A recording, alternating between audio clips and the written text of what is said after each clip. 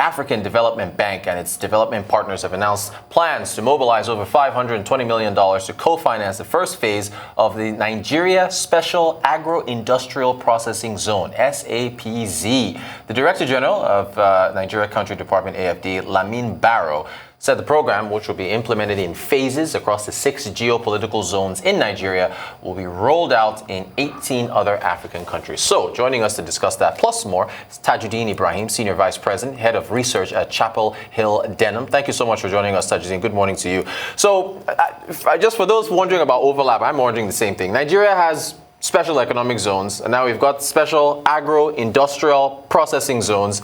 Do we need both? Is there overlap, or how do you see it? So, yes, we need both, and it's because the role of each one of them is different. If we take a look at the special economic zone, then we are talking about zones like Lagos, Ogun State, where we have trade zones, where commercial activities can happen. But if we talk about the special agro-industrial processing zone, so that zone is, it comprises 4 states, talking about Anambra State, Benue State, Cross River State, and also Ebonyi State. And the idea behind, the SABs is just so that, the government is able to identify, the potentials and the productivity of this state in terms of the production of agric products, the processing, as well as the marketing of selected commodities such as rice and cassava, as well as cocoa, largely speaking for industrial usage. So that is why they are sort of special, because they have the high capacity, high potential to produce all these goods, farm goods, in commercial quantity, and also are able to market them. So that is why we should have that difference. And it speaks also to like a football team where you have your striker, where you have your defender, and you have your midfielder who distributes the ball. So the roles are different. Nevertheless, the goal is the same.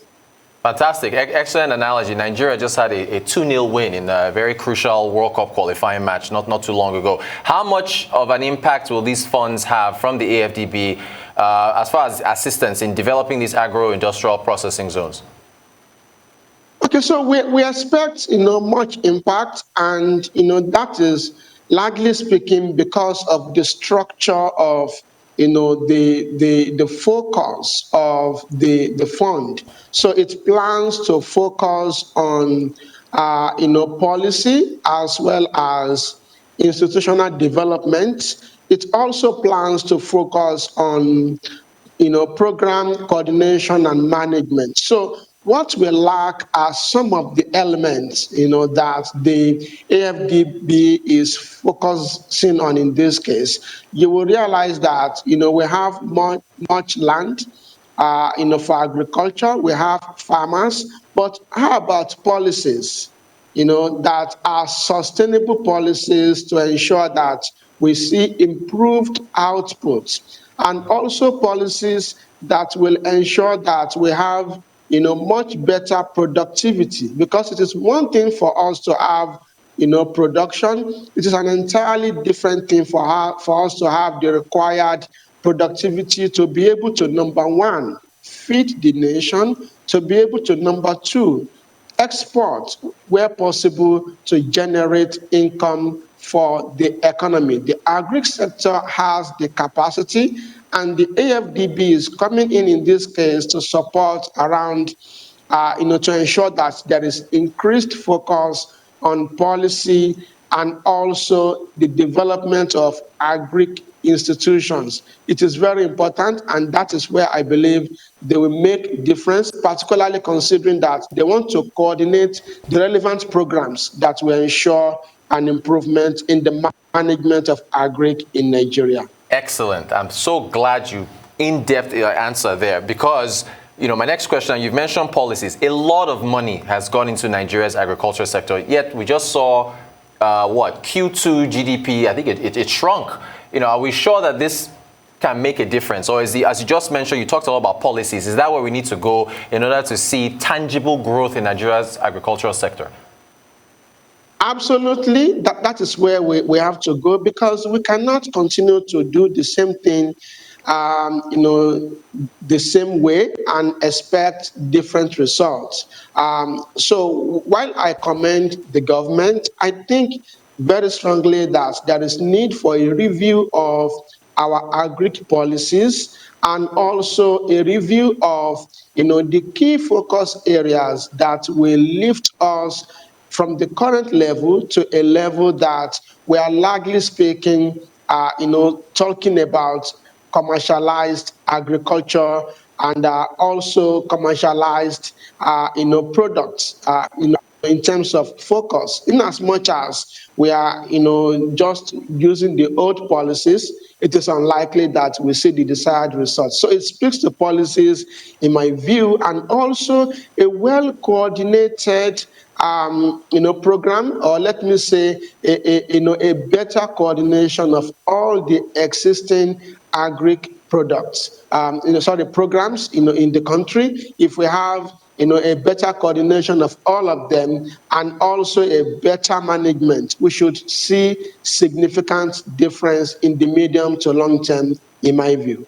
All right, an example of that, the Anchor Borrowers Program from the CBN. So much pumped in there, but they need support from the fiscal side. All right, thank you so much on agriculture. I want to move to the capital markets. It's a new week. Do you have any outlook on the capital markets in terms of trading today? The stock exchange, money market, fixed income, bonds. How do you see the week playing out? Okay, so if we start with the fixed income market, I think in the early trading days for today, we have seen yields, sort of climb a bit. We have seen, two trades within the past, few hours that the market opened. We have seen like the 20-year bond yield climbing, to about 12.53% in an executed trade. We've also seen the 30-year bond also climbing yield to around 12.65% in an executed trade. And this, largely speaking, indicates profit taking, considering that last week we had yields compressed by about 13 basis points, last week across the yield curve. So early today, we are seeing a bit of profit taking, and it is likely that will be the way the market will trade, at least in the first 2 to 3 days, of this week. So we may then see other events that could reverse that trend. In the money market, most likely we are going to see the sustained sort of bullish sentiment that we saw last week, because we still have the market being 77 billion naira long in terms of liquidity in the market. So that could still sort of support a bullish sentiment in the money market. In the equity space, most likely we'll probably see continued interest by foreign investors in Airtel Africa, which was single-handedly responsible for the appreciation that we saw in the market in the month of August, for instance. So investors should focus on Airtel Africa and Seplat, and see how investors in the foreign investors and also local investors take interest in those stocks, which could influence the performance of the overall market. So apart from that, sentiment may remain weak in some other names, in my view.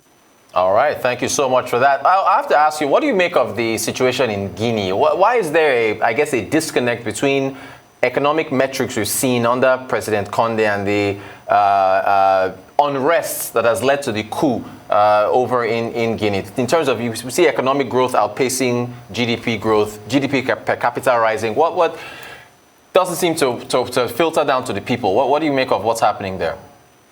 So if one is taking a look at those economic indicators, one can easily be distracted or confused by those numbers. When you see GDP growth number, when you see the GDP per capita at around $2,800, that is largely speaking not what the focus should be.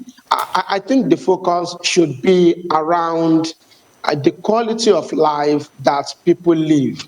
The freedom that people have, to go around their daily work, and also, the kind of plan and target that the government has, for the economy, that the government has for the citizens. So if we are looking at, those GDP per capita, you'll be seeing numbers that are even above Nigeria's number. Nigeria is around $2,005, or $2,500 or thereabouts, and Guinea is above of us. So it doesn't mean that the quality of life over there is better than here. So what matters is for the government to address issues around the quality of life of individuals, and also stick to policies, the laid down rules and regulations around governance. Those, I think, are more important as we speak. So what does that, going forward, does that mean that, so how important are metrics like GDP growth and per capita in measuring a country's economic progress, or should we be using human capital development? How you're in the markets, you look at metrics like that. How do we do that? How do we properly evaluate progress? So I think one good way to evaluate progress is, for the government to be focused, on,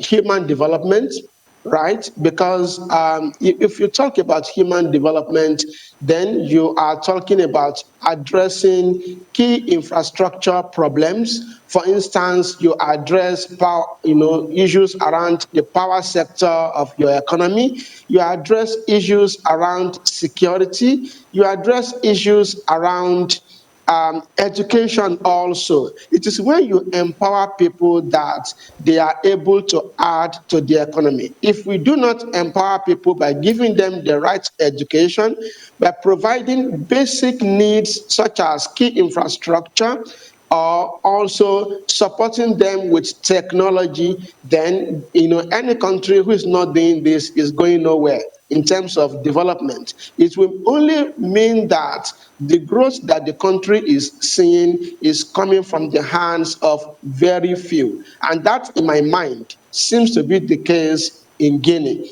We are seeing GDP being, higher, and we are not seeing it. It is not impacting. It is not reflecting in people. It is until when we begin to see this reflect in people that we can commend any government. The quality of life really matters in this case, and that is why there should be focus on human development, because that will be the result of what you will see in your economic growth anyway. All right. Well, thank you so much, Tajuddin. We only have less than a minute to go. Are you the African region? We've had this unrest in Chad, in Mali, in Guinea. Are you worried, or are you optimistic that these type of things going forward we'll see less of them? In the 30 seconds, if you can. So I think we should be worried, because these are countries that we never really expected this to happen. That's one. Two, I think political developments in around West Africa should be monitored more closely by both West African countries and also the outside world to ensure stability. Tajuddin Ibrahim, SVP, Senior Vice President, Head of Research at Chapel Hill Denham. Thank you so much for joining us. Appreciate your insight.